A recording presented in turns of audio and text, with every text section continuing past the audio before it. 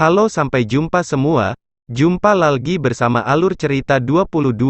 Oke bosku, kita akan melanjutkan cerita dari anak Lindong serta proses perjalanan Lin Tian untuk bertemu orang tuanya, dan semoga kalian selalu sehat ya.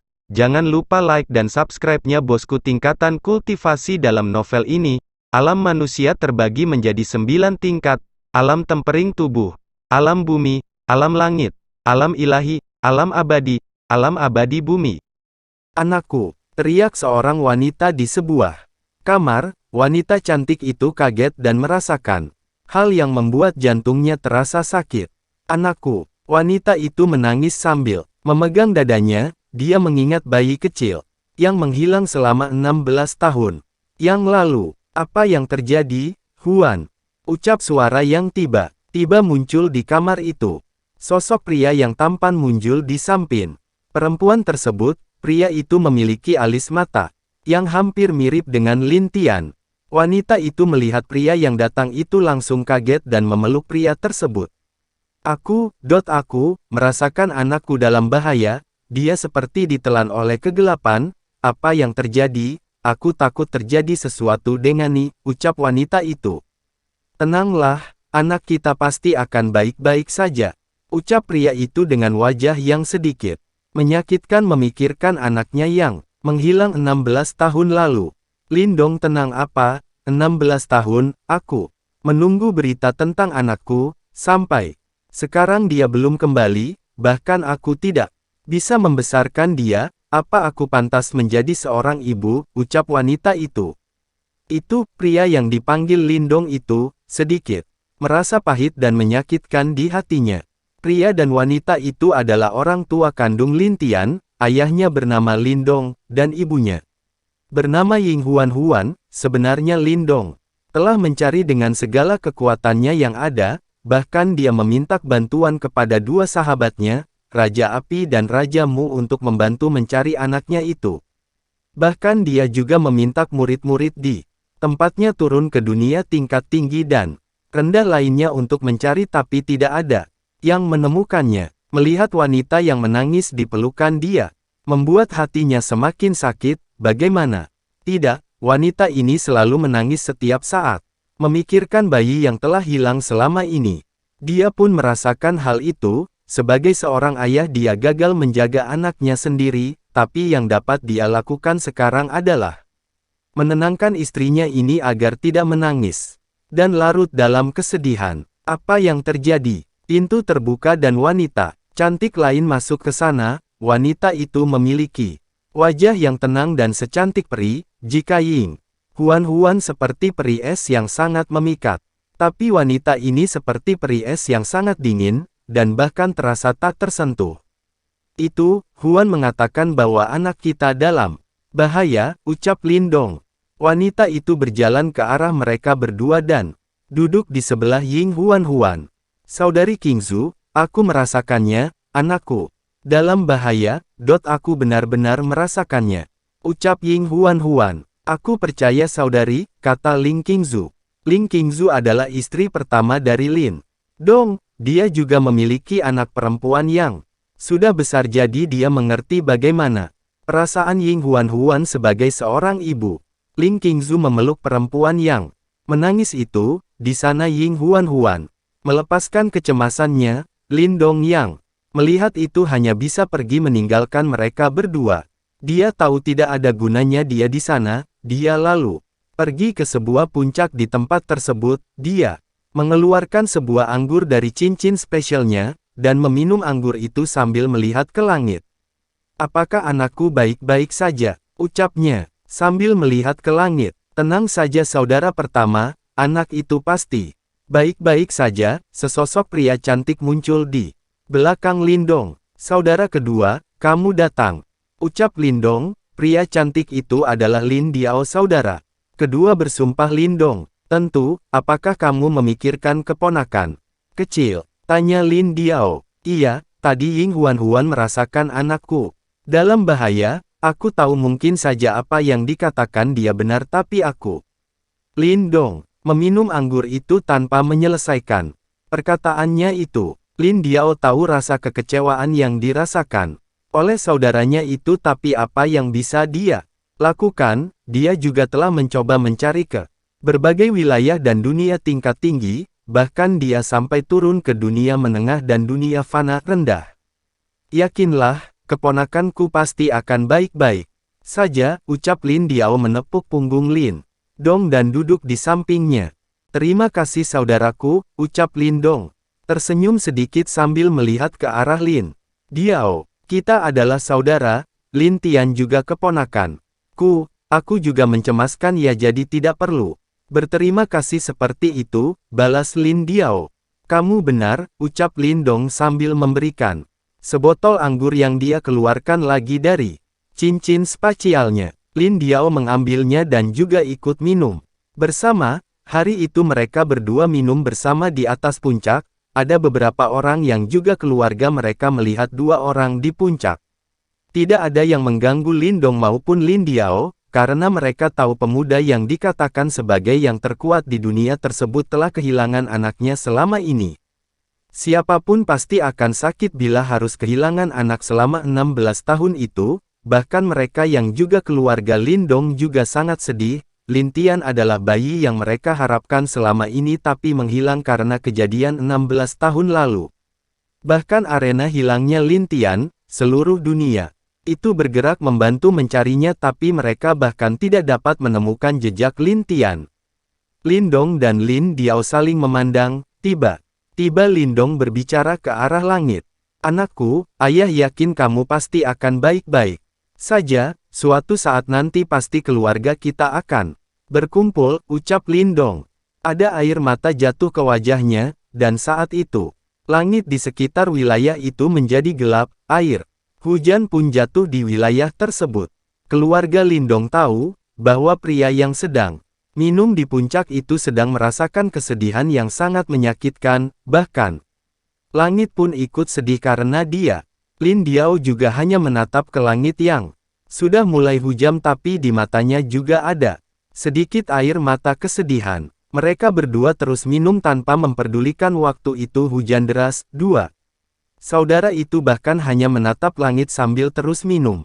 Ayah, ucap seorang gadis cantik yang berada tidak jauh dari puncak tersebut. Perempuan itu anak perempuan pertama dari Lin Dong dan Ling Qingzu bernama Lin Jing.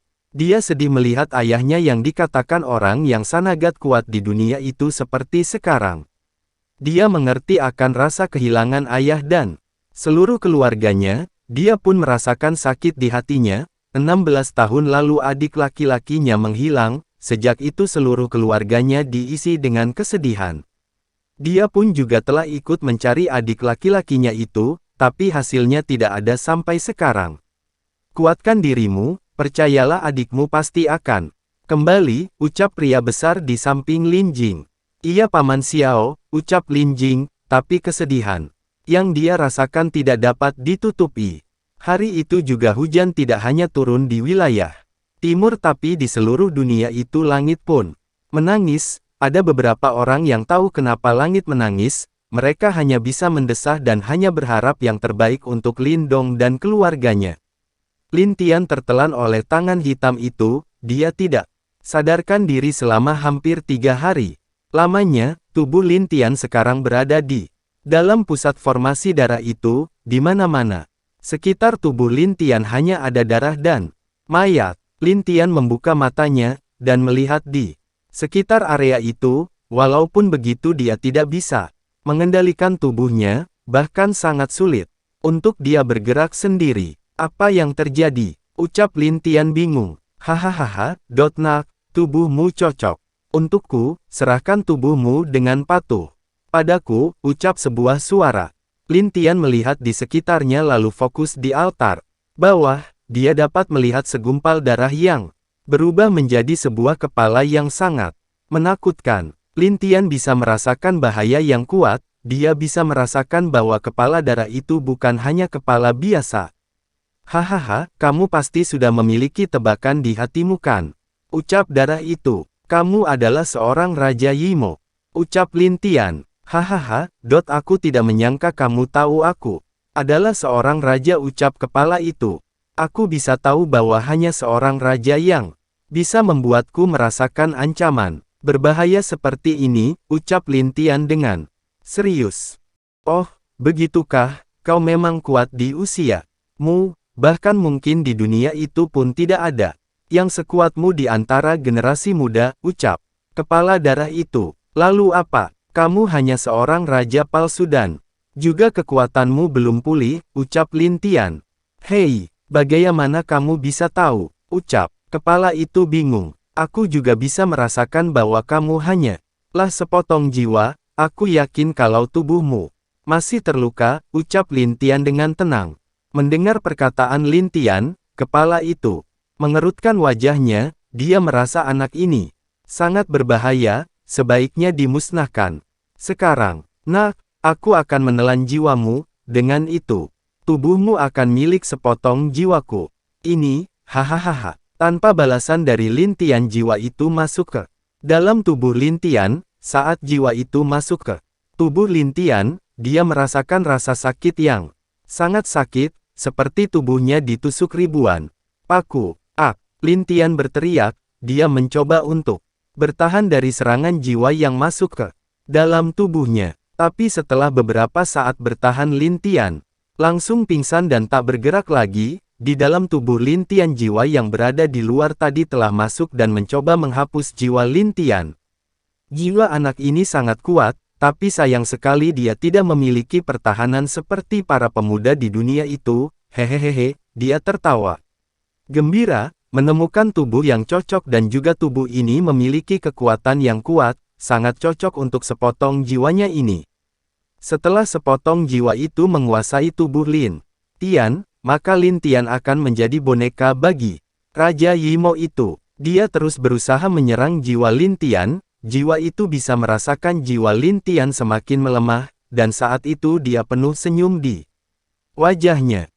Lin Tian berteriak dalam keadaan tidak sadar, karena jiwanya sendiri mulai terkikis oleh jiwa Raja Yimo itu. Walaupun dia kuat di alam abadi bumi, tapi lawannya adalah seorang Raja Yimo yang berada jauh dari dirinya. Sebentar lagi kamu akan jadi milikku, hehehehe, ucap jiwa Raja Yimo itu.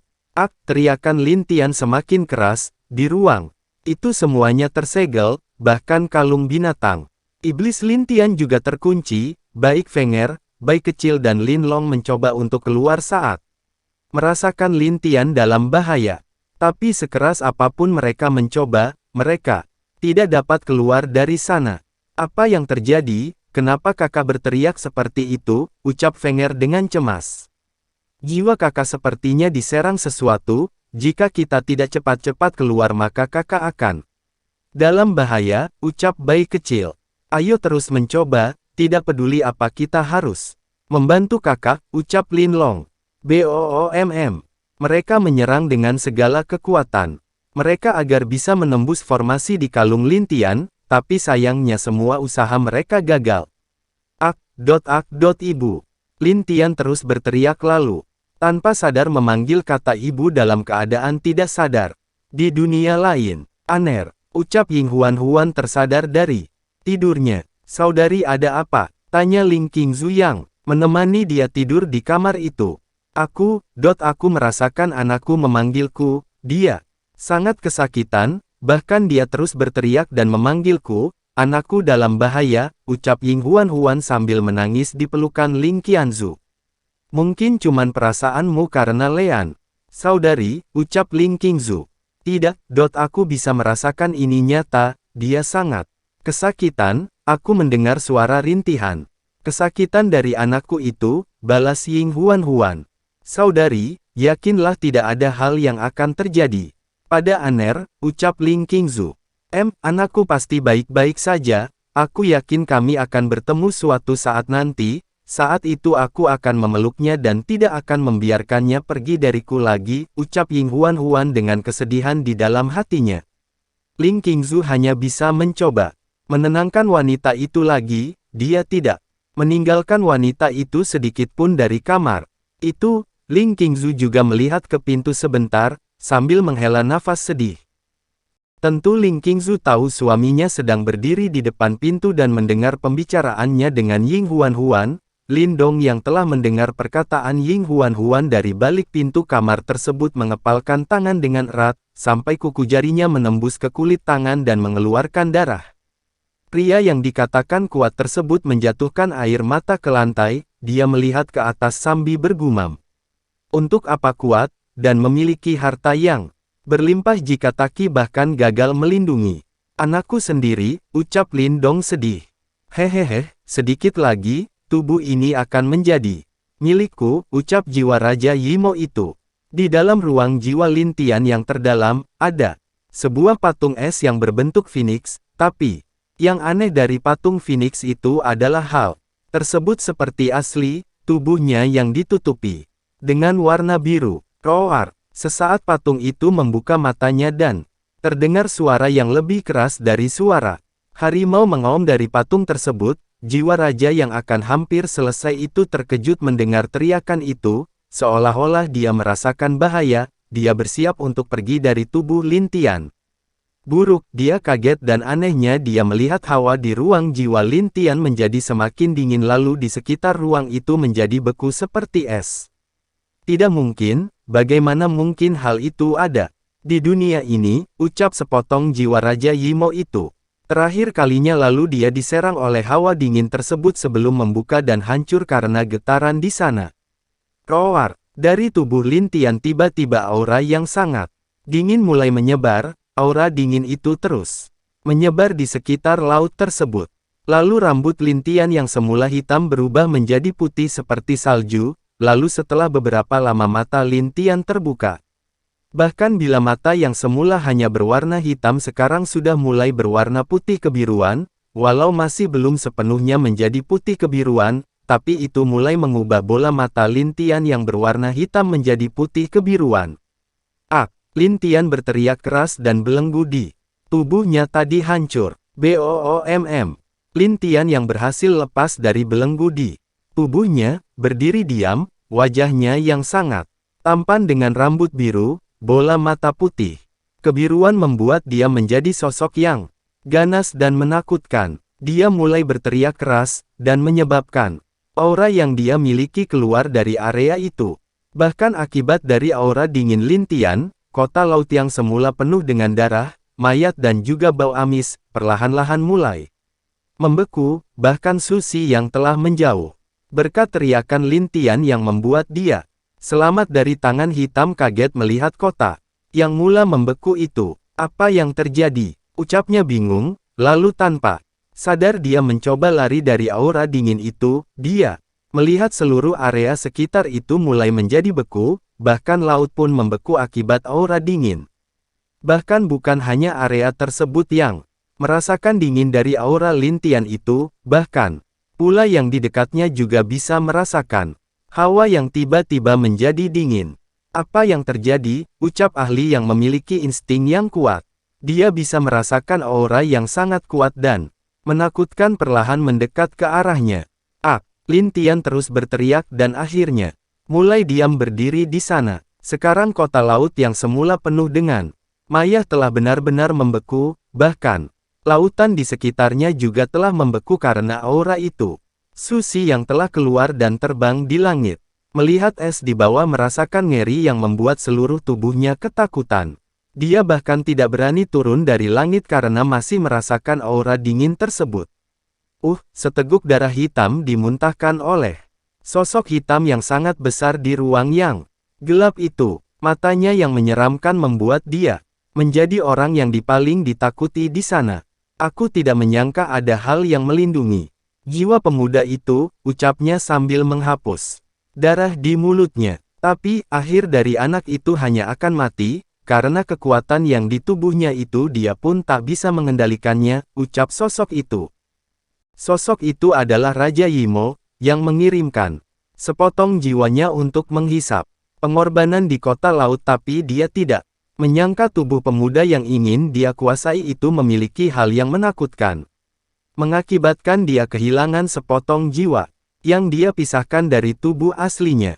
Aku harus segera memulihkan kekuatanku, maka dunia biru ini akan menjadi milikku lagi. Hahaha, dia berteriak keras di ruangan itu. Setelah beberapa saat dia kembali menutup mata di dalam kegelapan tersebut.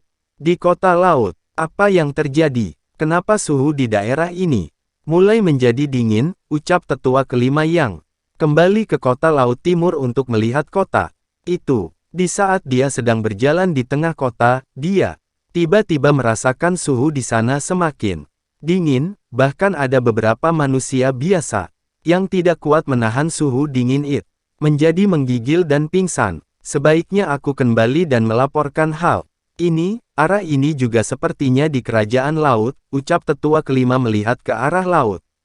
Akibat dari suhu itu juga banyak orang-orang yang pingsan dan kedinginan akibat suhu dingin tersebut.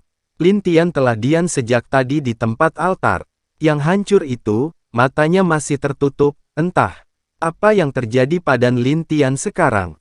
Rambutnya yang sudah putih seperti salju dan bahkan seluruh tubuhnya seperti es jika sentuh dengan tangan saja maka tangan itu akan membeku. Lalu saat mata Lin Tian terbuka, aura yang mengerikan semakin bertambah kuat di sana. Mata Lin Tian juga sudah mulai berubah menjadi putih juga, walau memiliki kebiruan dan masih hitam di bola matanya itu.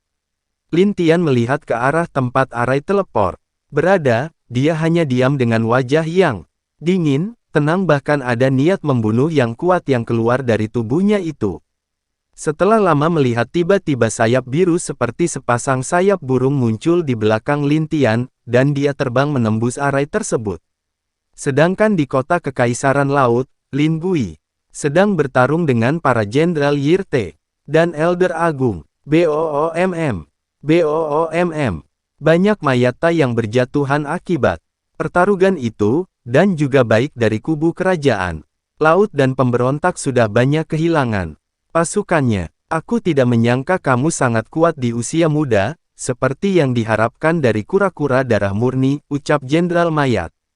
Hampir seluruh boneka yang dia ciptakan dihancurkan oleh Lin Gui, setelah dia memerintahkan menyerang langsung kerajaan laut. Dia baru sadar mereka masih mempunyai ahli yang kuat di alam abadi bumi, bahkan di tingkat ke-9 abadi. Akibat dari itu, mereka bertiga harus bertarung bersama. Dengan bantuan boneka mayat mereka bertiga bisa seimbang dengan Lin Gui.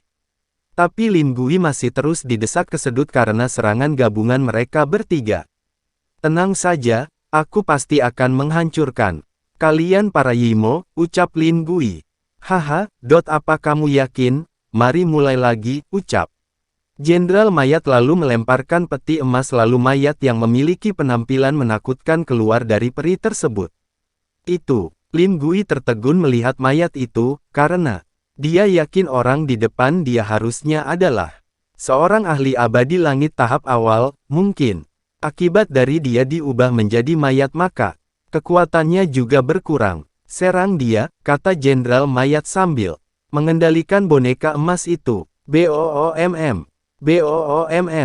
Lin Gui masih terus berperang bersama mayat dan 3 orang lainnya. Para orang laut yang melihat itu merasa kagum, karena bahkan leluhurnya pun tidak akan bisa terus bertahan juga dengan serangan gabungan boneka dan 3 orang im tersebut.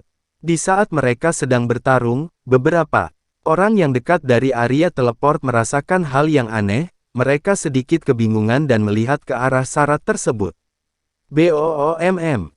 Langsung saja tanpa ada serangan yang mereka lihat muncul, kepala mereka lepas dan mengeluarkan darah yang muncrat dari leher 2 penjaga Lengkhianat itu. Orang itu tentu adalah Lin Tian. Dia akan mulai menjadi mesin pembunuh di sini, bahkan mungkin dengan kekuatannya tidak ada yang bisa menghentikannya menjadi mesin pembunuh di sini. Bahkan mungkin dengan kekuatannya tidak ada yang bisa menghentikannya. Lin Gui dan yang lain melihat ke arah aura yang sangat dingin tersebut. Mereka melihat seorang pemuda masih berdiri di antara 2 tubuh penjaga pengkhianat yang tanpa kepala tersebut. Apa, ucap Lin Gui.